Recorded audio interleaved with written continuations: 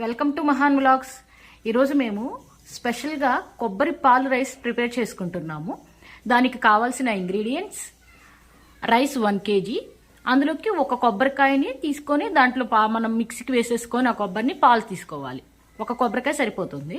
అలానే ఆనియన్స్ 2, పచ్చిమిర్చి ఒక 4, స్వీట్ కార్న్ గుప్పెడు, కొత్తిమీర, అలానే గ్రీన్ పీస్ గుప్పెడ, ఇవి spring onions, green spring onions, జీడిపప్పులు కొన్ని, పుదీనా కొంచెం, అలానే మసాలా దినుసులు, అల్లం వెల్లుల్లి పేస్ట్.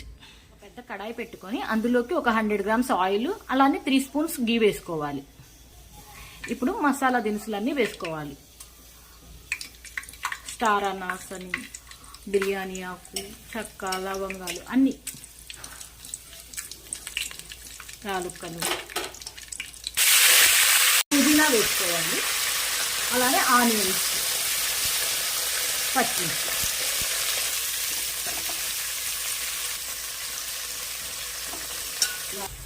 అల్లం వెల్లుల్లి పేస్ట్ ఒక 2 spoons, జీడిపప్పులు ఒక గుప్పెడు,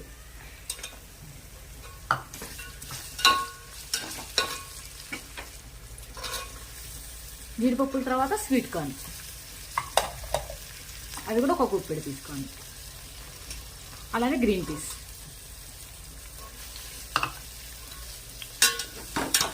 బాగా మిక్స్ చేయాలి. అంతా ఎగిపోయింది, అల్లం వెల్లుల్లి పేస్ట్ అంతా ఎగిపోయిన తర్వాత ఇది వేసుకోవాలి.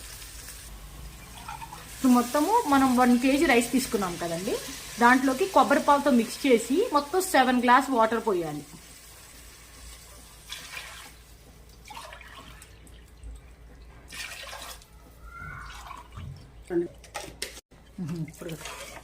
ఇప్పుడు ఒక 2 spoons రాక్ సాల్ట్ వేసేసుకున్నాము. బాగా కలయదిప్పాలి. ఇప్పుడు రైస్ వేసేసుకోవాలి. కొంచెం కొంచెంగా రైస్ వేసేసుకోవాలి.